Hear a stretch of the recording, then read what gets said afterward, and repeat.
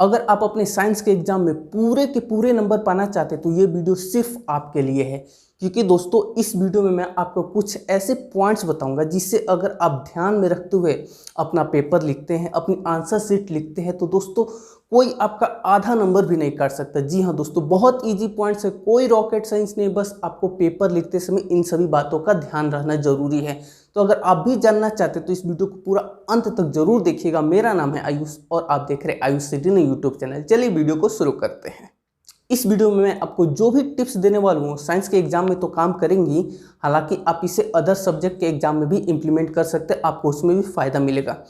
देखो भाई, सबसे पहली बात जो कि सबसे इजी है और मैक्सिमम स्टूडेंट वहाँ पे गलती करते हैं, नीट एंड क्लीन। जी हाँ दोस्तों, आपको अपनी आंसर शीट को एकदम साफ सुथरा रखना है। बहुत सारे स्टूडेंट क्या करते हैं, नेम लिखने में, रोल नंबर लिखने में ही गलत कर देते हैं, वहीं पे कट पिट करने लगते हैं। तो दोस्तों प्लीज़ ऐसा आप ना करें, क्योंकि सबसे पहले जो एग्जामिनर होता है वो आपका वहीं पर देखता है और उससे वहीं पर कट पिट दिख जाती है तो दोस्तों फर्स्ट इंप्रेशन ही खराब हो जाता है। उसके बाद चाहे आपने कितनी भी अच्छा किया हो दोस्तों, एक माइंड में वो चीज़ साइकोलॉजिकली बैठ जाती है।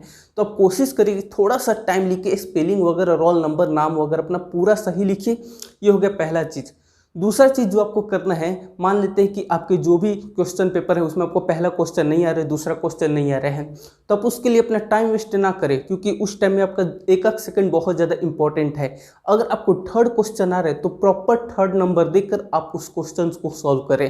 कहने का मतलब है कि आपको जो भी क्वेश्चन आ रहा है आप उस क्वेश्चन को सॉल्व करें। एक और चीज़ आप यहाँ पे ध्यान रखें, आपको जो क्वेश्चन सबसे अच्छी तरीके से आता है सबसे पहले वही क्वेश्चन सॉल्व करने की कोशिश करें, क्योंकि एग्जामिनर जो फर्स्ट क्वेश्चन, सेकंड क्वेश्चन यानी कि जो आपने स्टार्टिंग में सॉल्व किए होते हैं उस पर ज़्यादा ध्यान देता है, उसके बाद वो बस इसी तरीके से देख देख के साइन करते जाता है। इसलिए स्टार्टिंग में आपने जो भी अपनी कॉपी में लिखा है उसको एकदम अच्छी तरीके से लिखें, साफ सुथरा लिखें और प्रॉपर तरीके से लिखें। जो नेक्स्ट चीज़ आपको ध्यान में रखनी है, ना ज़्यादा बड़ा लिखे ना ज़्यादा छोटा लिखे। जी हाँ दोस्तों, बहुत सारे स्टूडेंट बहुत छोटा छोटा लिखते हैं, तो इस चीज़ को आप सुधार लें, एग्जाम से पहले ही प्रैक्टिस कर लें, क्योंकि बहुत ज़्यादा छोटा आप लिखोगे तो आप ज़्यादा भी लिख दोगे ना तो एग्जामिनर को लगेगा कि आपने कम लिखा है। इसीलिए आप बहुत ज़्यादा छोटा ना लिखें, मीडियम साइज लिखें और वर्ड्स के बीच में जो गैप्स होते हैं उसको भी मेंटेन करें। एक और चीज़ आपको ध्यान रखने की, पेज के दोनों साइड आपको एक प्रॉपर गैप को मेंटेन करके रखना है। एक और चीज़ आपको ध्यान रखने की, अगर आप कोई क्वेश्चन को सॉल्व कर रहे हैं और थ्योरेटिकल क्वेश्चन है तो मान लेते हैं कि क्वेश्चन कुछ इस तरीके से है कि आपको ABC के बारे में 5 उसकी विशेषता बतानी है। तो सबसे पहले आप क्या करोगे, सबसे पहले आप जो जिसके बारे में भी आपको बताना है उसके बारे में 2 लाइन लिख लीजिए, 1.5 लाइन लिख लीजिए, 2.5 लाइन लिख लीजिए। उसके बाद लिखिए कि इसके बारे में 5 विशेषताएं निम्नलिखित हैं, या फिर जो भी आपको लिखना है इंग्लिश में, हिंदी में, जो भी लिखना है उसके बारे में लिख लीजिए। उसके बाद दोस्तों पॉइंट वाइज लिखिए। जी हाँ, हेडिंग वाइज लिखिए, क्योंकि हेडिंग आप देंगे ब्लैक पेन से या फिर जो भी आप यूज़ कर सकते हैं मल्टीपल कलर, उससे लिखेंगे तो दोस्तों वो ज़्यादा हाईलाइटेड होता है और देखने में भी अच्छा लगता है। ऐसा बिल्कुल भी ना करें कि आपको 5 पॉइंट्स बताने हैं तो बस पहला पॉइंट, दूसरा पॉइंट, तीसरा पॉइंट, ऐसे मत लिखिए। सबसे पहले जिसके भी बारे में आपको बताना है उसके बारे में थोड़ा सा लिख लीजिए, उसके बाद उसके बारे में बताइए कि ये 5 पॉइंट्स इस तरीके से, उसके बाद 1 2 3 4 5 इस तरीके से आप लिखेंगे तो दोस्तों आपको ज़्यादा अच्छा होगा, एग्जामिनर पे अच्छा इंप्रेशन पड़ेगा और आपको पूरे नंबर मिलेंगे।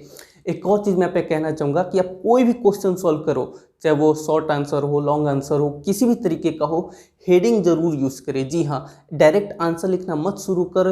किसी की अगर आपको डिफिनीशन भी बताना हो तो सबसे पहले उसको, जो भी आपको डिफिनीशन बताना है उसको ब्लैक पेन से यूज़ कर ले, उसके बाद उसके बारे में पैरा चेंज करके उसके बारे में डिफिनीशन लिखे। हमेशा पैराग्राफ जहाँ पे भी यूज हो पैराग्राफ जरूर चेंज करें, लाइन से मत लिखते जाएँ, पैराग्राफ चेंज करें। और अगर आप एक क्वेश्चन का आंसर लिख देते हो तो सेकेंड क्वेश्चन का, दूसरे क्वेश्चन का आंसर लिखते समय 1 लाइन 2 लाइन का जरूर गैप दे, उसके बाद फिर से आप हेडिंग दे, पॉइंट्स दे, इस अकॉर्डिंग आप जरूर लिखें। इतनी बातें तो हमने जान ली, अब जो बताने वाला हूँ और ज़्यादा इंपॉर्टेंट है। देखो, अगर आप साइंस का एग्जाम दे रहे हो या फिर आप अगर 10th में हो, 9th में हो तो साइंस में आपको सब एक ही में आएगा। अगर आप 11th 12th तो फिजिक्स, केमिस्ट्री, बायोलॉजी ये सब अलग अलग आएगा। तो कोई भी सब्जेक्ट हो, साइंस का कोई भी एग्जाम आप दे रहे हो तो दोस्तों अगर उसमें डायग्राम और थ्योरी में ऑप्शन आए, यानी कि 2 में से 1 करने का है, तो हमेशा आप डायग्राम करें। अगर आपको आता है डायग्राम अच्छे से तो आप हमेशा डायग्राम करें, उसकी नेमिंग वगैरह प्रॉपर तरीके से दे, आपको पूरे नंबर मिलेंगे। उसी के अलावा अगर आपको न्यूमेरिकल्स आता है और थ्योरी क्वेश्चन आते हैं, यानी कि आंकिक प्रश्न और थ्योरी क्वेश्चन आते हैं, तो हमेशा आप न्यूमेरिकल की तरफ जाएं, क्योंकि दोस्तों आप न्यूमेरिकल करोगे तो इसके दो फायदे हैं। सबसे पहले तो आपको कम समय में हो जाएगा और दूसरी चीज़ इसमें आपको पूरे के पूरे नंबर मिलेंगे। एक और चीज़ आपको एकदम ध्यान रखनी है कि अगर आप कोई भी फॉर्मूला यूज़ करते हो तो दोस्तों आपको ब्रैकेट में वहाँ पे जरूर मेंशन करने कि आपने ये फॉर्मूला यूज़ किया, आपने ये रूल यूज़ किया या फिर आपने ये थ्योरम यूज़ किया। जो भी आप वहाँ पे यूज़ करेंगे सॉल्व करते टाइम उसको साइड में ज़रूर से मेंशन कर दे ब्रैकेट में। इससे जो एग्जामिनर होते हैं उसको क्लियर समझ में आ जाता है कि अच्छा आपने ये चीज़ यूज़ किया, उसके बाद आपका ये चीज़ आगे का प्रोसेस है। ये चीज़ आपको ज़रूर करनी है। एक और चीज़ आपको ध्यान रखनी है कि मान लीजिए कि कभी कभी लॉन्ग आंसर होता है या फिर शॉर्ट आंसर में भी आपने आंसर लिखा लेकिन फिर आपका पेज खत्म हो जाता है, फिर आपको पेज पलट के पीछे की साइड लिखना पड़ता है। तो जब आपका पेज खत्म हो जाता है तो वहाँ पे नीचे की ओर जरूर आप लिखें रीड मोर। इससे एग्जामिनर को पता चलता है कि आपका आंसर यहीं पे खत्म नहीं हुआ, आपने और भी लिखा है। नहीं तो अगर आप वो चीज़ मेंशन नहीं करोगे तो एग्जामिनर को लगेगा कि बस इतना ही हो गया, उसी के अकॉर्डिंग आपको वो नंबर दे देगा। तो ऐसा नहीं करना है। रीड मोर लिखोगे तो एग्जामिनर पलटेगा पेज को, या फिर आप पीटीओ भी लिख सकते हो, प्लीज टर्न ओवर। इस तरीके से लिखोगे तो एग्जामिनर आपका जो पूरा आंसर है वो चीज़ लिखेगा, उस अकॉर्डिंग आपको फिर नंबर देगा। जो एक और चीज़ आपको ध्यान में रखनी है कि अगर आपको कोई क्वेश्चन नहीं आता है तो दोस्तों कोई भी क्वेश्चन को आप ब्लैंक मत छोड़ के आइए। आपको जो भी समझ में आता है आप वो चीज़ लिखिए, कुछ तो पता ही होगा। अगर आपको कुछ भी नहीं आता है तो आप क्वेश्चन को ही लिख दीजिए, उसी से रिलेटेड जो भी आपको समझ में आ रहा है वो चीज़ लिख दीजिए।